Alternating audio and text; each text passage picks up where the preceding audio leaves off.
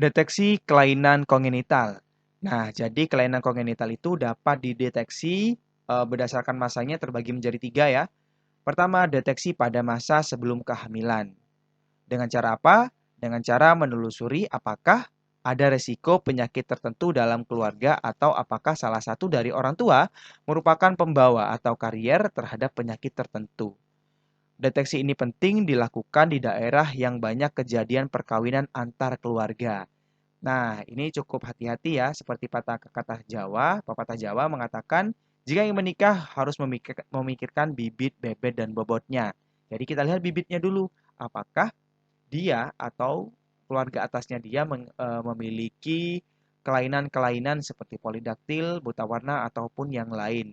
Dengan kita menelusuri hal tersebut, itu akan mengurangi resiko keturunan kita mengalami kelainan yang sama. Atau juga bahaya ya, misal nih keluarga dekat, di mana keluarga dekat itu sama-sama nenek moyangnya, bukan nenek moyang, kakek kakek neneknya deh, dia memiliki kelainan yang sama misalnya, itu juga berbahaya untuk menghasilkan sebuah keturunan yang normal. Kemudian deteksi yang kedua yakni deteksi pada masa kehamilan. USG dapat mendeteksi kelainan struktur organ dan sindrom Down pada trimester pertama dan kelainan organ yang lebih berat tingkat keparahannya pada trimester berikutnya. Nah, jadi kita bisa mendeteksi pada masa kehamilan itu menggunakan USG. Selain USG, juga dapat dilakukan dengan chorionic villus sampling dan juga amniocentesis.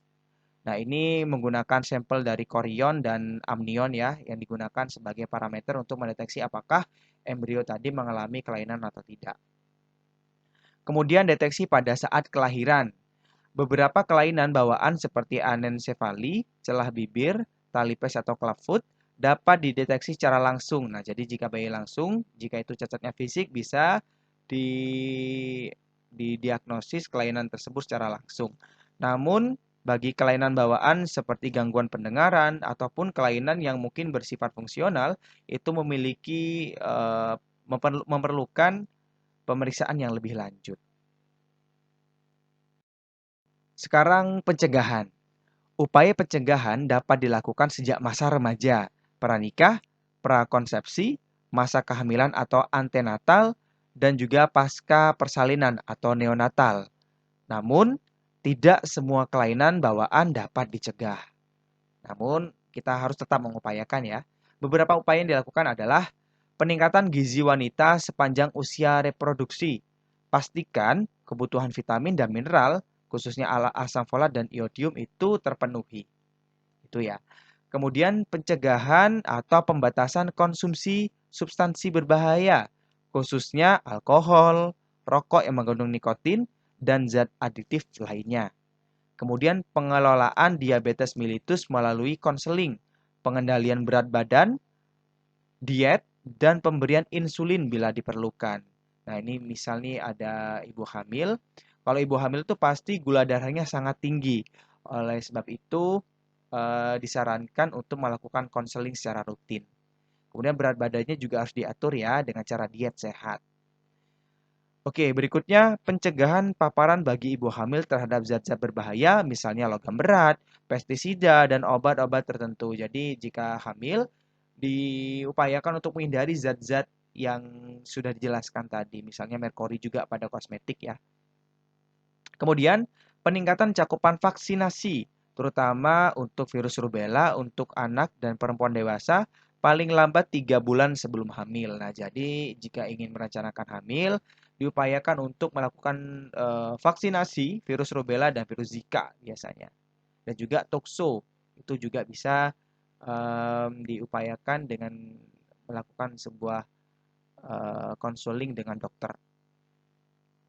Kemudian peningkatan pengetahuan dan keterampilan ibu hamil, petugas kesehatan, dan pihak-pihak yang terlibat dalam upaya pencegahan kelainan bawaan. Nah, jadi jika ada suatu forum yang mempelajari atau men-sharing tentang kesehatan ibu hamil juga patut diikuti agar mencegah suatu kelainan kongenital itu terjadi. Kemudian pengobatan.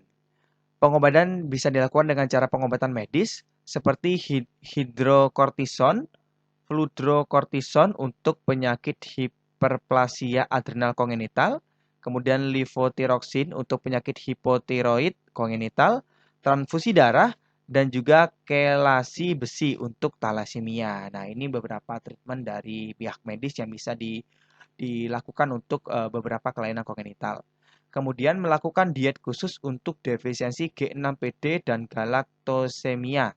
Ini gara-gara suatu pemicu yang harus dihindari sehingga harus melakukan suatu diet khusus, entah itu diet untuk mengkonsumsi iodin atau yang lain-lain.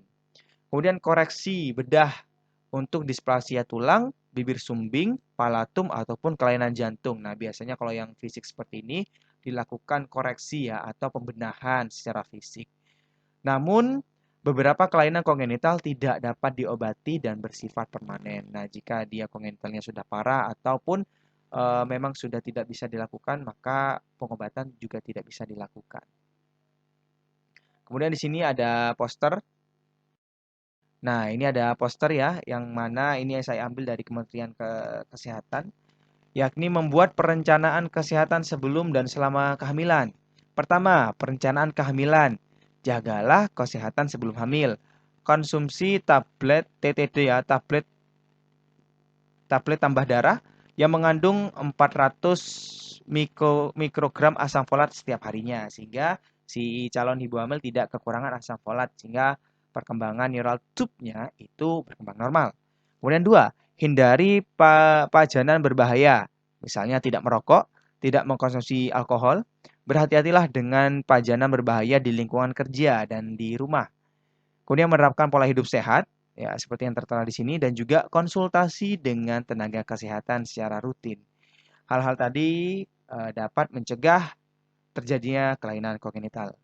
Oke, mungkin cukup sekian materi kita pada hari ini. Mudah-mudahan dapat bermanfaat untuk kita ke depan dan kita juga dihindari dari kelainan kognital ini untuk keturunan kita khususnya. Oke, mungkin cukup sekian. Saya akhiri. Wassalamualaikum warahmatullahi wabarakatuh.